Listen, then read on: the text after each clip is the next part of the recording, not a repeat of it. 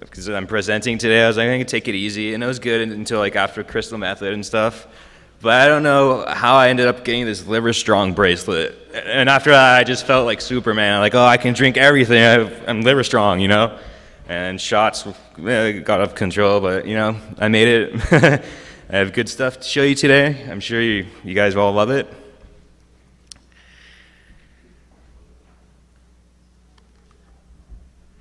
All right, so this talk, in the presentation, I sent the wrong title. It was new exploitation and obfuscation techniques, but by exploitation, we'll be talking specifically about optimization and obfuscation techniques that we can use. Before I get started, I'm just going to quickly present myself. I'm Roberto. I'm co-founder of Websec that we started in 2010. It's basically just an information security company that provides security solutions through pen testing, monitoring, and training.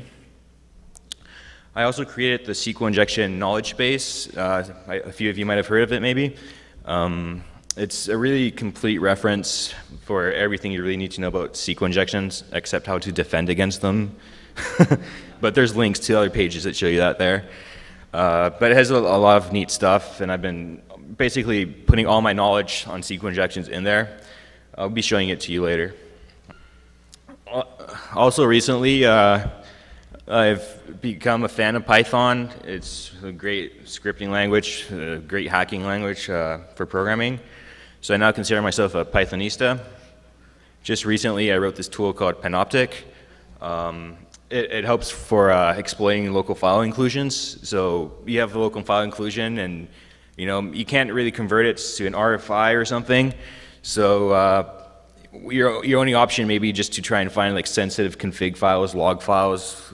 So what this program does, it has a list of thousands of different paths for sensitive files, for configuration files, and log files where you could find passwords. And it'll search all those files through a local file inclusion. But okay, I'm not going to spend too much time talking about that. There's my contact information. If you want to follow me on Twitter, I also post like all my new research mostly on Twitter. All right, so we start talking about some analysis of some blind SQL methods that we can use to optimize blind SQL injections. Then I'll talk about some optimized queries, like just single queries that can use to do a lot in a database, like instead of having to send multiple queries and exhaust resources. Then in obfuscation, I'll just be showing fuzzers, how we can use fuzzers to find different obfuscation methods and stuff, stuff that can help us, how we can apply it to bypassing firewalls. And talk about some encodings too that can also be used for bypassing firewalls. And at the end, I'm just going to quickly mention my tool Leapfrog, which it's a tool I've been slowly developing over the last year that helps you test the rules of firewalls and to just see how secure your firewall is, and it tries to provide some solutions as well to help you improve your firewall rules.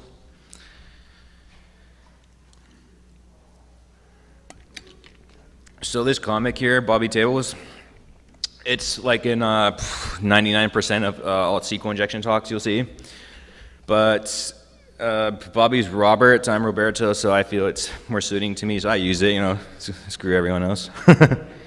This is my one defensive slide in the whole presentation, bobby-tables.com. It's a great resource if you want to know how to protect against SQL injections. It shows you how to defend in almost every programming language available. So optimization. Why do we really care about optimizing our queries, really? Well, there's a few reasons. One, it will save bandwidth. It will use less resources, less network congestion. But for me, the most important reasons is we get faster results.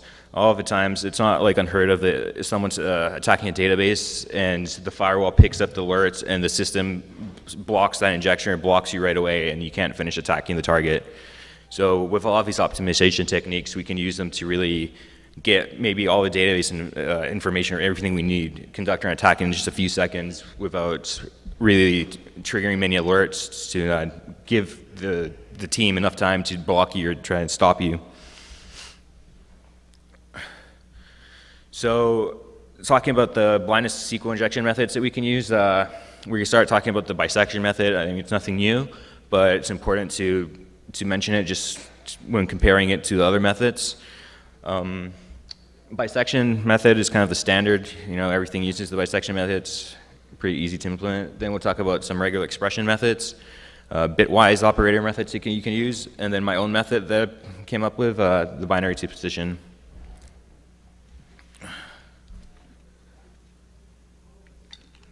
So a quick reminder, we usually, in this case, I'm talking about blind SQL injections because we usually can only retrieve one character at a time when we're explaining through a blind SQL injection by testing through true and false response.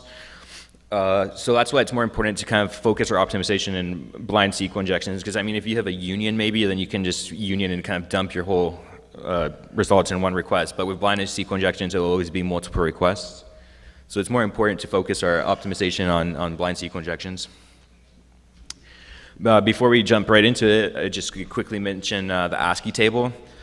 The ASCII table stands for the American Standard Code for Information Interchange.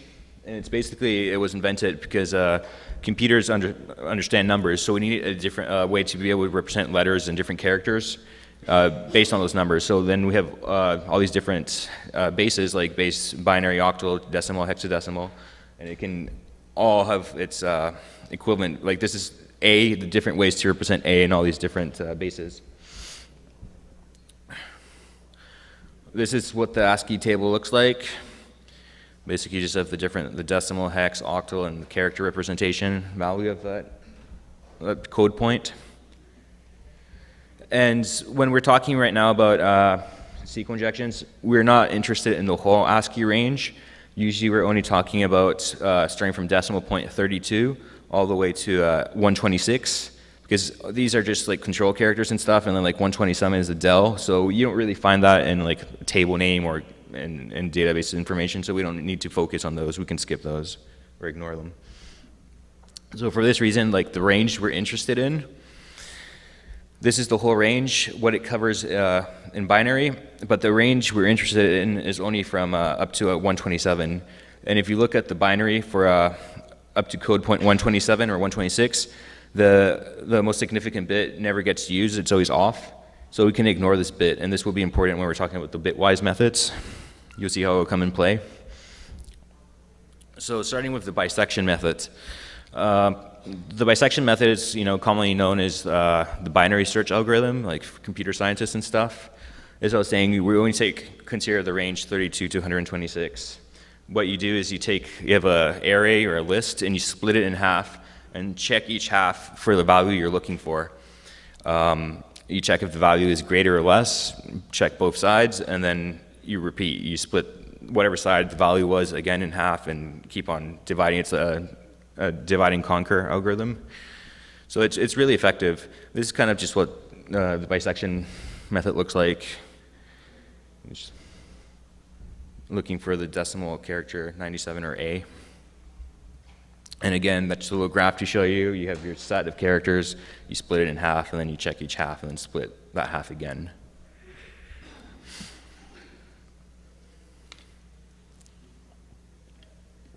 So the bisection method, which I was saying is the most common method implemented in every almost SQL injection program you'll see, uses the bisection method. It's straightforward. It's been around for a while, easy to implement.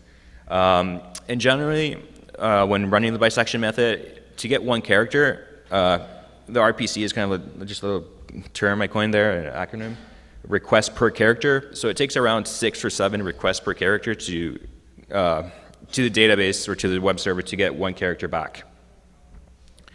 One of the cons about this method is it's the same, or the best case scenario, or best case scenario, average case scenario, worst case scenario, they're very similar. It's always 6, 7, it doesn't really vary from that. The other method, the Regex method by Simon, Root ATI, and then White Sheep. It's essentially an adaptation of the bisection method. It has the same logic behind it, but it uses regular expressions instead. I'm not going to talk too much about it because it's basically a bisection method, but just adapt it using regular expressions. Kind of neat. one of the pros is that you don't necessarily have to convert it to decimal. You can just put the characters right in there. So if you're doing this exploitation manually, it might be a bit easier for you to conduct. Yeah, and it's the same amount of requests as the bisection method, basically. So the bitwise methods. Each character in the ASCII table can be represented in 7 bits for the range we're interested in. The most significant bit, as I was saying earlier, is always going to be 0, so we can kind of ignore that. So for the bitwise method, since we're retrieving bits here, we only need, the maximum amount of requests we'll need is only up to 7 bits, because the 8th bit is always going to be off, so we can just assume it's always 0. So all of these bitwise methods I'll be showing, they're kind of variations of each other. Some use shifting, like this one, by Jelmer Dehen. And he did a bit of a weird implementation here. Like, it starts off good, where he's shifting. Remember, 97 is the decimal for A. So he's shifting, 7 and compares it to 0. So 0 is 1 bit. So he just checks if it's 1 or 0, and then gets the result. And he's comparing to 1 bit, 0, 1 or 0. But then at the third point, he starts comparing to 2, which is 3 bits. So now he's comparing it if it's 0, 1, 0 or 0, 1, 1. And the only issue with this is that it doesn't really allow for threading. If you're implementing this method in a program, you can't, because your result will rely on the previous result. So you can't really adapt threading to this method. So that's kind of a con. With these bitwise methods, most of them will always use 7 requests per character, because you're just retrieving each bit, so 7 bits.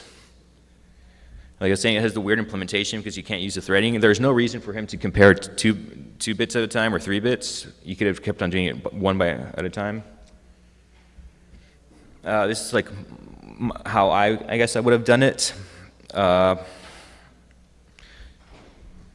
So instead of comparing it to 2 bits at a time, you compare it to just 1 bit. With MySQL and MySQL, or Microsoft SQL, you can substring binary. Like, binary is treated just like as a string, so you can use the substring function and just select each binary digit and then get your value that way. So yeah. So here I was saying you can just substring the binary and then check if it's 1 or 0, and then you'll get your like 0, 1, 1, 0 here, 0, 1, 1, 0. You start getting your result by just doing the binary search. So this is a variation of the bit shifting method. Instead of using shifting, we're using ANDing here. And same logic, we're just ANDing like A to 1, and then we test, we get 1 back. Same thing with 2, 0, 0, 1. So we start getting this value here, 0, 1, 0, 0, 0, like using ANDing. And again, with these methods, the pro is that the requests are always consistent, so I always know it's going to be 7 requests to get a character. But at the same time, it will never be less than that, so that's a con, I guess. But with this method, like, you can use threading compared to the first method that I showed. So I'll be an optimization right there. Now to talk about my method, which is, of course, my favorite. Just like with the binary search or the bisection method, we require a set of characters, an array. Again, 32 to 126 decimal. With my method, what we do is we map the position of the character in the array. So say we have A, B, C in our set. A would be position 1. B would be position 2 in this case.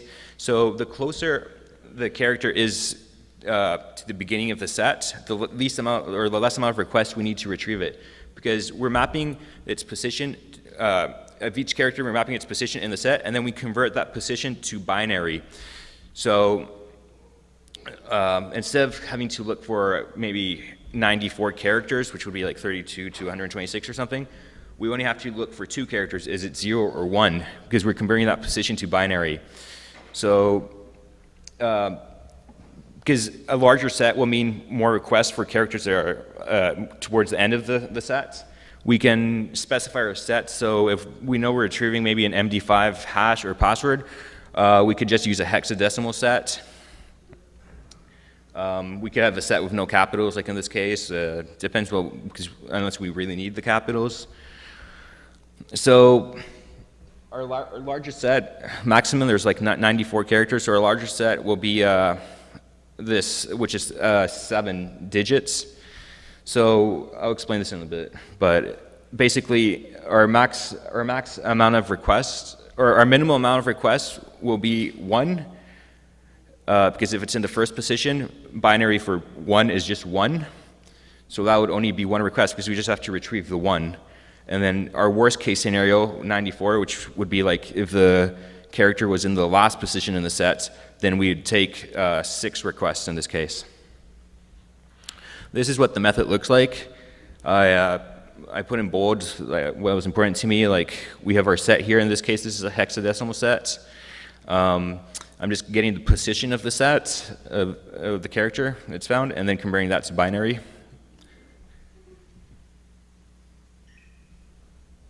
So essentially, using this lowercase set for this example, say we're retrieving character set from a database. C is in the 3rd position in the set. So we map 3 for C, convert 3 to binary, and that's just 11. So one thing you'll notice is that all of them start with 1 because we start with the on bits first. So we already know that the first digit or the first binary digit is always going to be 1. So we don't have to make that extra request since we know it's 1. So in this case, we know that this one's going to be 1, and then we just have to make an extra request to see the next one. Okay, this is 1. Is there anything else after this? No, there's nothing. So we knew that the first one was 1 already. We make 1 request to get the second digit, and then an extra request to check if there's anything else, if that's the end of the binary string. So basically, to retrieve the character C, we're only doing 2 requests to get that character. And then say for A, in this case, A is in the first position. So 1 is in binary is just 1. So we just need 1 request really to get the character A. And there's no other method that can retrieve a character in just 1 request, without doing some fancy tricks and stuff, which is kind of cheating.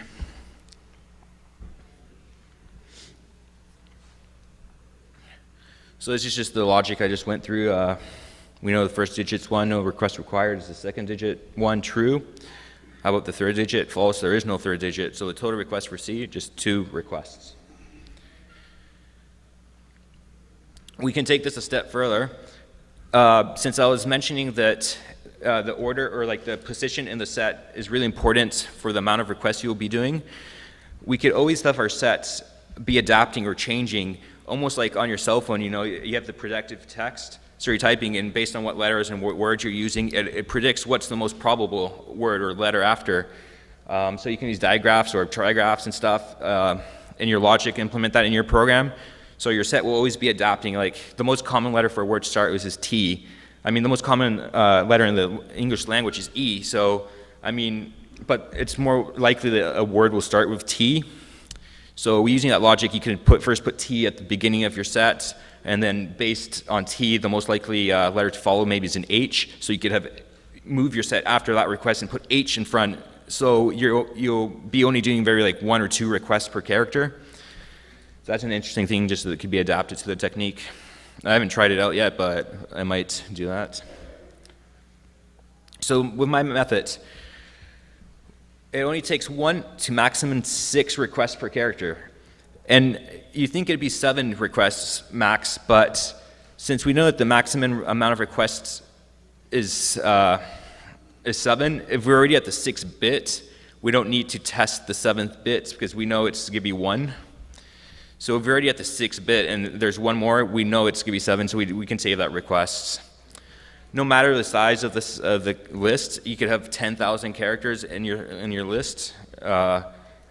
It's always going to be better than the bisection method. One of the cons, though, is it requires 2 different parameter values. So you have like maybe ID equals 1 or ID equals 2. You need 2 of those, and I can adapt the method to use just 1 parameter value, but it would not be as effective. So when comparing this method with other methods, here's just a chart, like say the character sets. In my methods in blue And then you see the bisection method in red, and then the bitwise methods are the yellow here. So just for the character set there, you see a 47% improvement. Retrieving the hash for MDM ABC123, the MDM5 hash, 29, almost 30% improvement there. And then the quick brown fox jumps over the lazy dog, 35%. And depending on the case, like I'll show you, I've seen up to maybe 90% improvements, but that's not very realistic, but it can happen. So I'll show you a demo. My computer stopped working like 2 days ago, just as I was coming here. I was like freaking out. I'm like, oh no, what am I gonna do? But luckily today it's decided to work fine.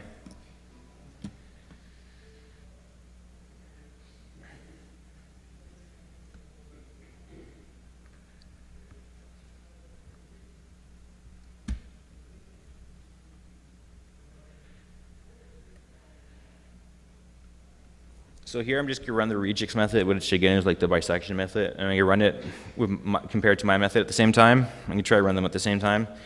And it's just getting the hash password that I have in my database.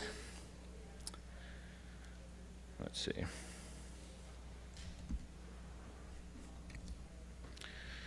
So you can see with my method, oops, right down there, it was able to get the hash in just 111 requests. Whereas with the bisection method, it took 183 to get the same hash. And it says, according to this, that if we would have brute forced it instead, it would have taken up to 291 requests. And I actually can slow this down a bit so you can see what's going on.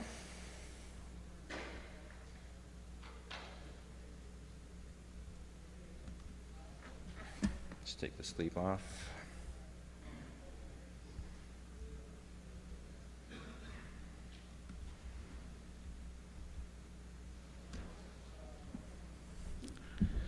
So that's actually the method being implemented, extracting information from the database.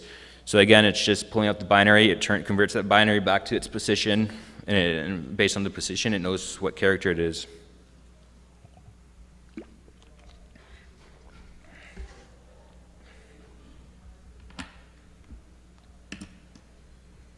Here's the code for it. You can download it online. Someone else did it, not me.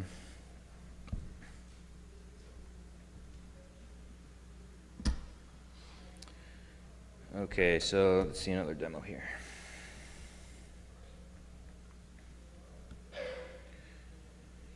So again, this is my method, and then we have the binary search method here. We're going to retrieve the whole alphabet, or all the characters in the set. So running my method. Sorry, this is my method, but you can see how many requests it takes for each character. I just have the list ordered alphabetically. So starting with A, it would just take one request being the first position, but if you go down the list, it starts increasing. So that's what I was mentioning, that depending on the position of the list, the more requests it will take. But again, maximum it's always going to be 6, and minimum it's going to be 1. And then if we compare that to the binary search method again, you'll notice that the binary search is always going to be like around 6 or 7 per character. So this takes 663 or 633 requests. I didn't even notice how many mine took. Let me just run it again. 513. So that's a small improvement, but say if we were just to use a string like AAAAA, which it's only just one request, since in this case it's in the first position.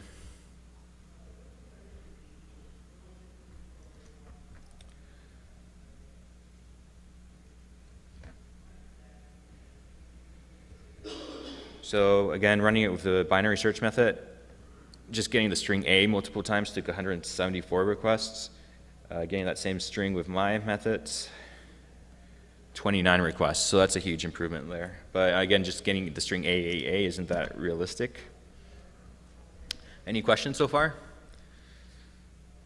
All right.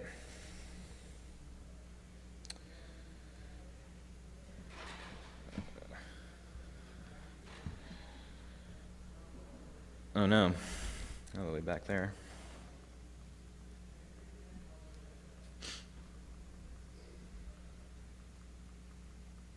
Now we're going to talk about optimizing queries, not just focused on blind SQL injections, but can be used for all types of methods.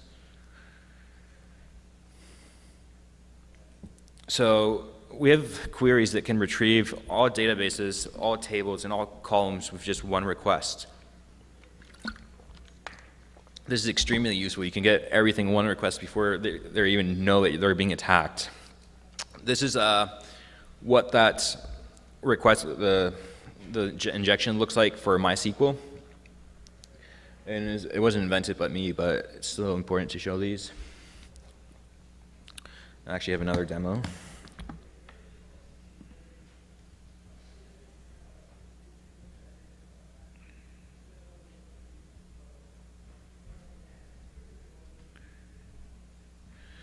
So that's just my test page. I'm just showing that it's vulnerable to SQL injection. Simple blind SQL. Here I am going to the knowledge base that I was talking about that I created. Currently it just says MySQL, Microsoft SQL, and Oracle. So I was saying I try to put all my knowledge here in SQL injection. So we have retrieving multiple tables, columns at once, and you can basically just copy paste that as it is. All I do here is add a union, just so it'll reflect it back on the web page. Paste it, and as you can see, we have on the left all the databases. Here's all the tables, and then all the columns.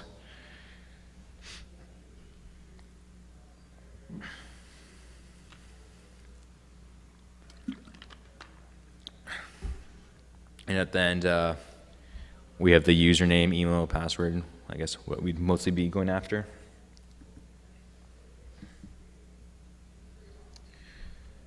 Similarly, we have the same techniques that can be used for other databases, not only MySQL, but then we have Microsoft SQL. This is a simple one, just using XML. It concatenates all the tables and columns and stuff, or whatever you specify here.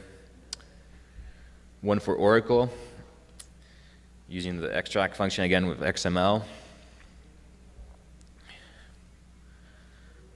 And then Postgres. This one's using the array to JSON function. There's other methods you can use as well, but I'm just going to show one of each. So we also have other single requests that we can do to do a bit more devastating attacks. So one request for remote code execution. And what this request does, or this injection, it first checks to see if XP command shell is loaded. If it's loaded, it checks to see if it's active. If it's not, it goes ahead and activates it. And then in this case, it proceeds to run the dir command and stores the results in tempdb, in the temp database. This is what the query looks like. I added a little bit of formatting to it, like fonts, and just to, if it's a directory, just to put like the directory, the folder in yellow and stuff. And I actually have a demo to show you what this one looks like too.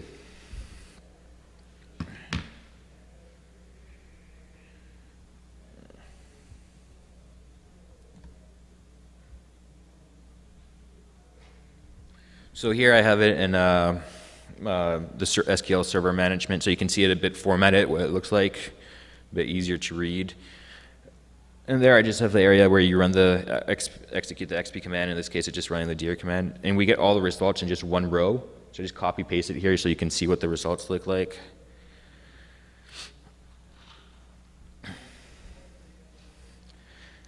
Here I'm just going to change the command to something else, ipconfig, for example. Execute. Again, we get all the results in one row, which is always important. Yeah, and then you get remote code execution with just that one injection. And that's possible because with Microsoft SQL, you can do stacked queries. So you can just have your attack like one query after another, just doing whatever you want. And a common misconception is that you need a semicolon for to put your next query, but you don't. You can just put one query and then one right after it, and it doesn't matter, it's fine. So a few more single liners. A lot of the time, testing can become very tedious, like it's a penetration tester. I see some horrible web apps that sometimes have several modules, like 900 modules, and each one has thousands of fucking parameters and stuff. So generally, if we're testing SQL injections, you have to do at least 3 different test variations, because you can have SQL injections with single quotations, double quotations, or no quotations at all.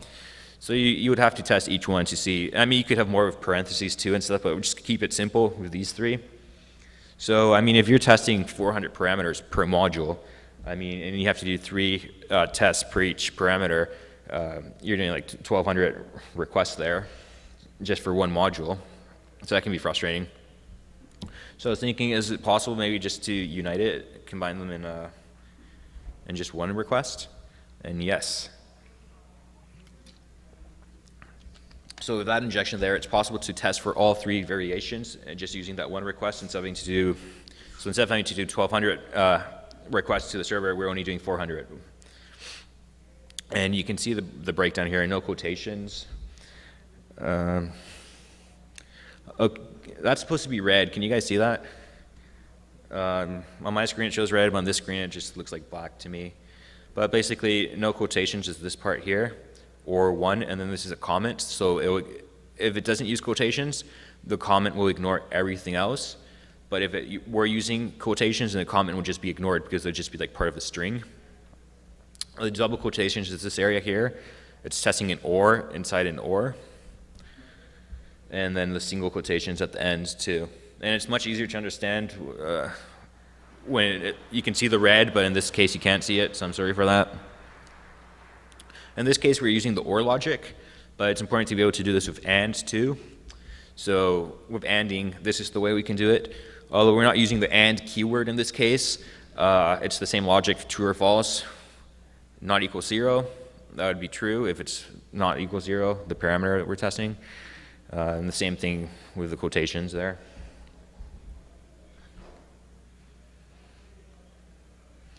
So that's the part for optimization. Now we're going on to what people find a little bit more interesting sometimes is obfuscation, because this can be used to bypass firewalls, of course, and people like bypassing stuff. What's crazy to think is, I mean, SQL injections have been around for 15 years now, and that's crazy, like 15 years. So we've come a long way, like with our techniques to attack them. But as far as defense goes, I mean, the solution has been for most companies to just throw a WAF on there, like, you know, IDS, IPS, to try and stop them. And some guy was saying yesterday in a talk, I mean, it'll be okay for, you know, amateurs or good hackers and stuff. Maybe it'll block them, or an automated tool like SQL Map might not be able to bypass a firewall. But for any advanced attacker, it becomes trivial. It's quite simple. Like, it takes me a few minutes sometimes to bypass a firewall.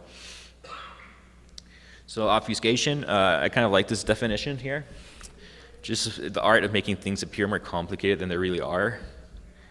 Again, this is supposed to be red. I don't know, it looks black from here. So this is an example of obfuscation right here. I kind of did this query, this injection here, just to confuse the shit of an admin. I mean, if you're an admin, you look at your logs and you're like, whoa. Like, what are your options there? You have 3 options, in my opinion. You can try and run the query at your risk, you know, see what it does. You could probably spend weeks trying to break it down, like each part and stuff. Or probably the easier is just quit your job.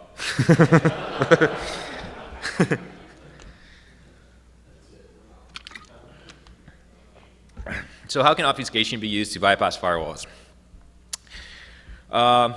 Some tips when you're looking to obfuscate your queries is be familiar with the documentation. Go through the documentation and look for stuff that looks weird, unexpected behavior oddities, stuff that maybe the firewall developer or whoever implements or manages the rules for the firewall wasn't aware of, didn't know that function exists or that functionality. So if he doesn't know it existed, it's really hard for him to stop it or block it. Yeah, we can learn what databases are capable of and what they can handle. Fuzzing can help us find oddities and stuff that maybe is not documented. So again, if the developer or whoever trying to protect or the firewall is not aware that these exist, it's really hard for him to stop it.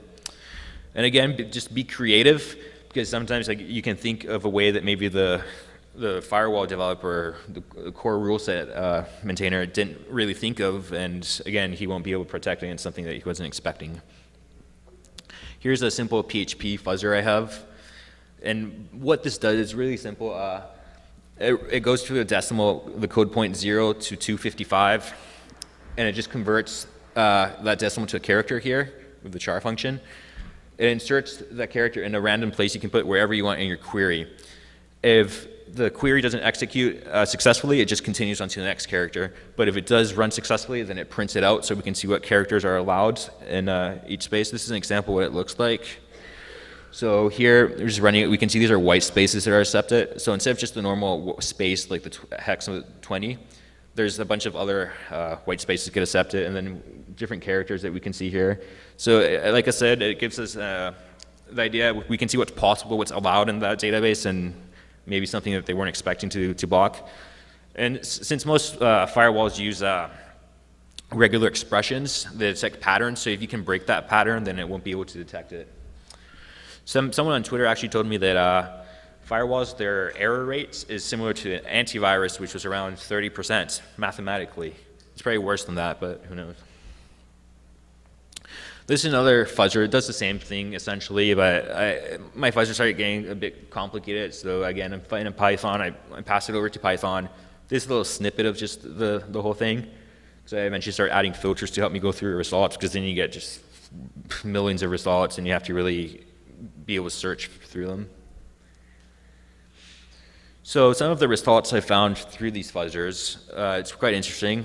So just to talk about the white spaces, for example, with SQLite here, we have the standard white spaces like new line, vertical tab, horizontal tab, all these, the regular white space. So that's what a normal developer would expect for your white spaces in a database or anything else. For MySQL 5, we get similar results, but one that's extra here is the A0. That's like the no break space. And this is really interesting because it's not a common white space like other databases would have. So sometimes firewall developers don't know about the A0. So you can put that as a white space, and then it'll break that pattern, that matching pattern, so it can't be detected. It's also interesting to test, MySQL 3, even though it's not really relevant these days, but just to see how far MySQL has come and the differences. And this is the results I got from MySQL 3. So those are all the allowed white spaces. And when you convert these white spaces, like these ranges of codes, to actual characters, they look crazy. I'll show you in a bit. But yeah, MySQL came a long way from what it allowed before to what it is now. Again, Postgres, you get the similar white spaces, what you'd expect, so that's good. Oracle 11 has a really interesting one. The 00, if you guys know, that's a null byte. So you can use the null byte as a white space. And a lot of programs or stuff will use the null byte to like terminate a buffer, or say this is the end. So that could really confuse a firewall trying to process the query. It sees null bytes everywhere. That could mess things up. And then last, we have Microsoft SQL. Similar to MySQL 3, it allows a lot of white spaces that shouldn't be there. So I was saying, like, when you convert these white spaces to characters, they look pretty funky. Show you. That's what an injection looks like. So good luck for a firewall trying to stop that. Sorry? Yeah, the firewall will smile right back at you. Oh, this is legit traffic. And if you don't believe me, here I'm actually running it in the console, and it actually returns results, so it works. So some more stuff I found through my fuzzers and just obfuscating and stuff. Start with MySQL, just some interesting tricks here. If you have a decimal, you can unite keywords, like in this case, union. So maybe a firewall is looking for the keyword union and trying to detect that, but once it's united with the one dot there, it becomes a different word for the firewall, so it doesn't recognize that it's just union anymore. Same here, you can have the decimal and just unite it. You can use exponents too, like one elevated 0 and put the U there.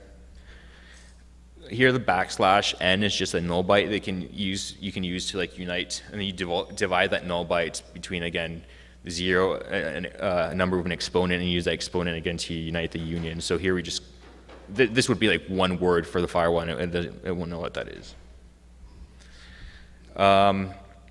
These, you might have heard of this one before. It's MySQL specific code. So basically, it's like comments, but you put an exclamation mark right here, and it allows you to specify a version. So that query should only run if it's this version or higher. But we can use that again to unite keywords, and this has been around for a few years now, so a lot of firewalls have adapted and implement this to look for it now. But still, maybe other firewalls, not as good, won't check for that. I really like this next one with the, with the back braces here, the curly brackets, because this is very unknown, and the TS is basically for timestamp, but you can really put whatever you want in there. So almost no firewall there will check for these curly brackets. And again, you can unite it with the union keyword here. And here, this is really interesting. I think this is a bug in MySQL that I found, because basically I can put 1e dot, and it converts that to just a dot. I can put any number .e dot, and it gets converted to just a dot. So when you're selecting maybe a column, MySQL supports the format of putting the database name first, then the table name, and then the column. But it actually doesn't care what you put as a database name. So you can put any, here in this case, I'm just putting a money, the money sign symbol as the database, and that's not a valid database name. Here for the table, I can just leave it empty, and again, I can put the 1e dot, 1.e dot, and that would just convert it to a dot, and then the actual table name. So that can be pretty confusing too. And again, you can use this dots trick in either when you're selecting the column or you're selecting the table. You can use it in different spots. We have similar tricks with, for Microsoft SQL. Same idea with using the .1 or the decimal to unite keywords. If you have an alias, you can just put it right next to the number 2.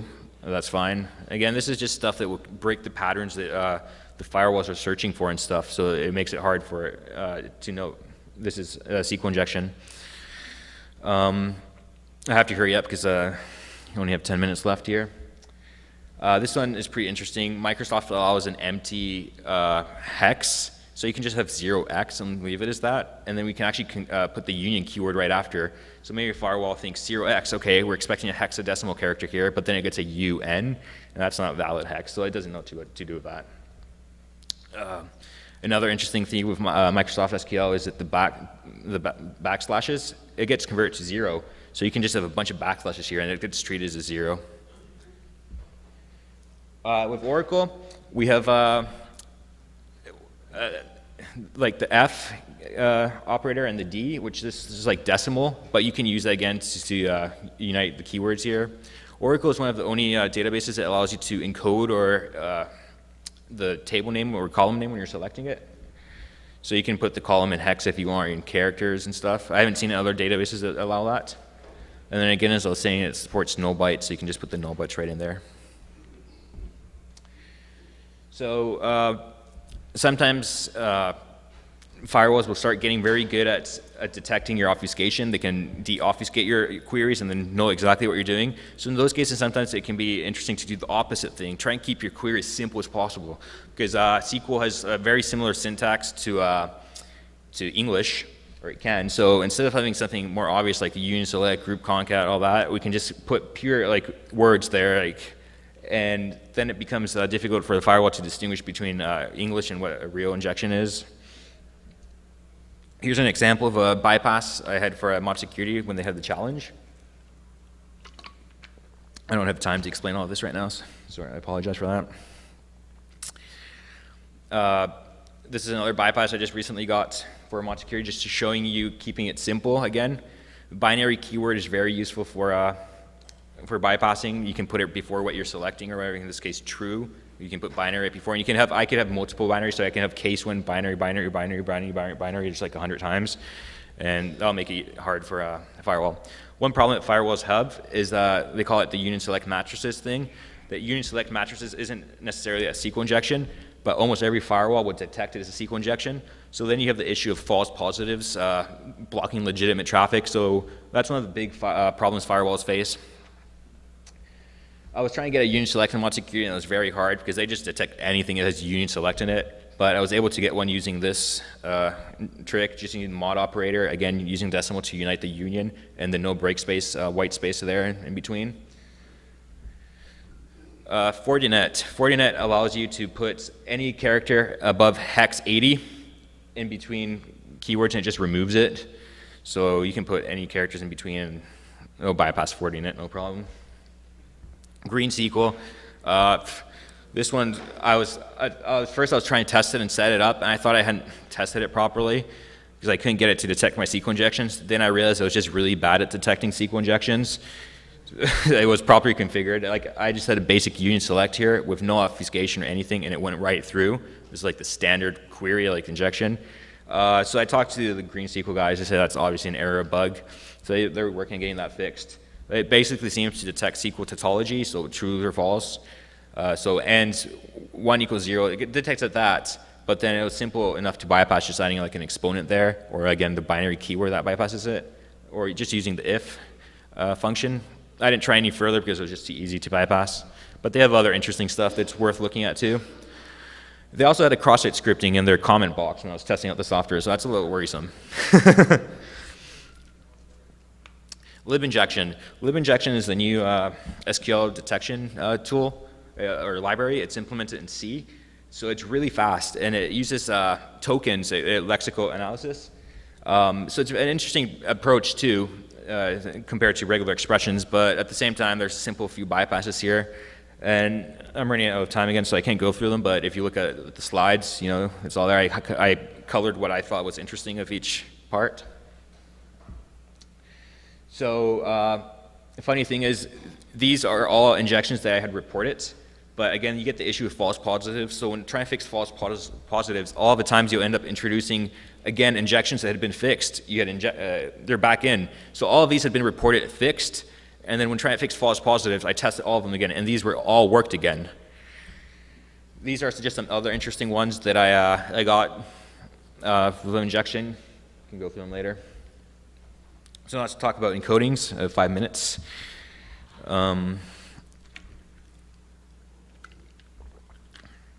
Euro encode is your basic encoding. Everyone knows Euro encoding. In your browser, you always see it. It's just when you have the hex character with the % right before that. And that's because you need to transform these characters, special characters, so they can be sent over HTTP traffic. And basically, A just becomes like the hex equivalent 61, and you just put the % sign right before it. Double Euro encoding is kind of the same logic. You just re-encode. You do a normal Euro encode twice. So in this case, the % sign gets encoded again, and it becomes 25, %25. So this is, all these encoding techniques aren't specific to SQL injections per se, but they're good if they can be used for any type of attack, really. It just really depends on how the application processes the data. So if the application is doing a double decode, this would work. So I wrote some tamper script for SQL map that allow you to modify the data that's being out, the queries that are being sent, to try and help you bypass firewalls. So one of the scripts I wrote is just char encode, and it simply does a Euro encode to the request. But what they mentioned is that it's useful for very weak web application firewalls. Well, I have a quick demo here just to show you how you can use these techniques.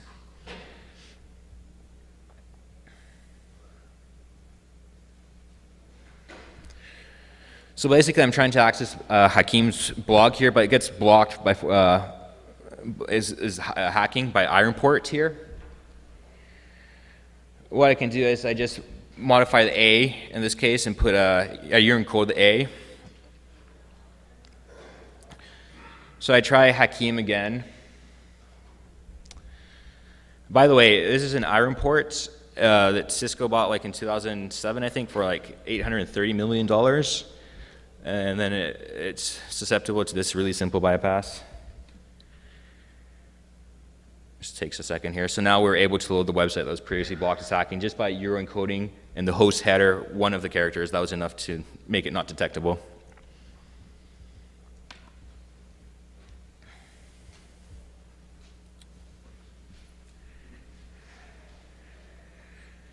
Unicode encode is mostly supported by Microsoft. It's just kind of similar to Euro encode, but you just put a U00 in front of it.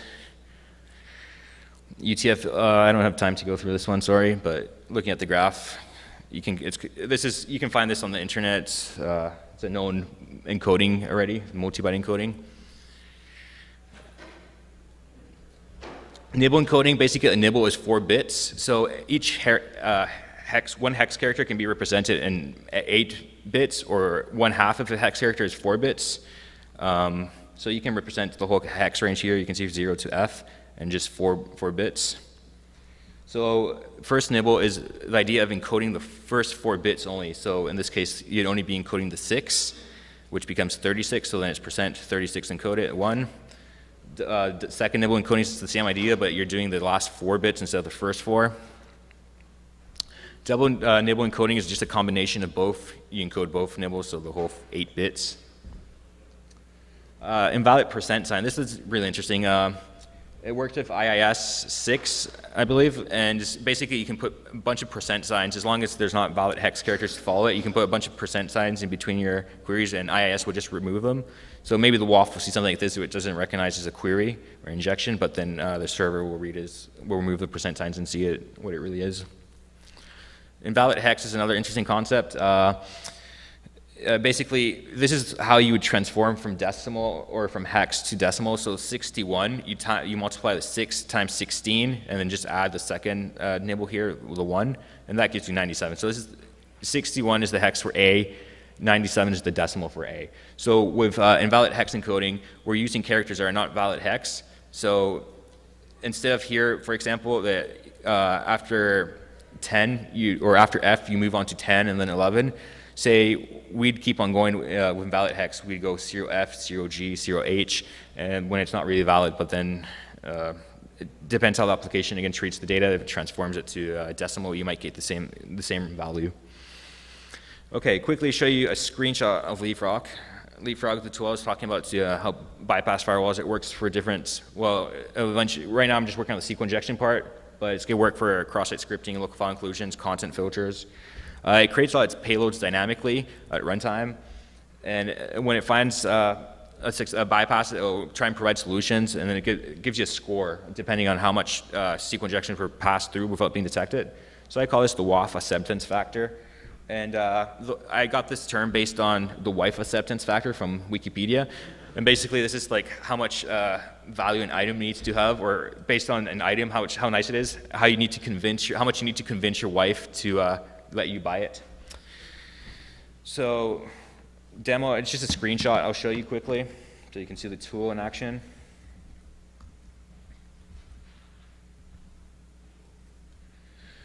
This is an old screenshot. Actually, I should have taken a newer one, but you have the Leapfrog.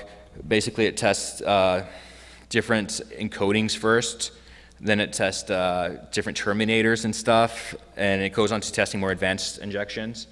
But I meant to release it a while ago, but I've been a little slow with the development just because I've been busy with a lot of stuff. But yeah, I'll be releasing it soon, and that's really all I have to show you guys today. My contact information again. I hope you guys liked the presentation. I think we're out of time for questions, but if you guys want to just come up to me later and stuff, ask me whatever, you know, I love talking about this stuff, so please do. Thanks for coming, guys.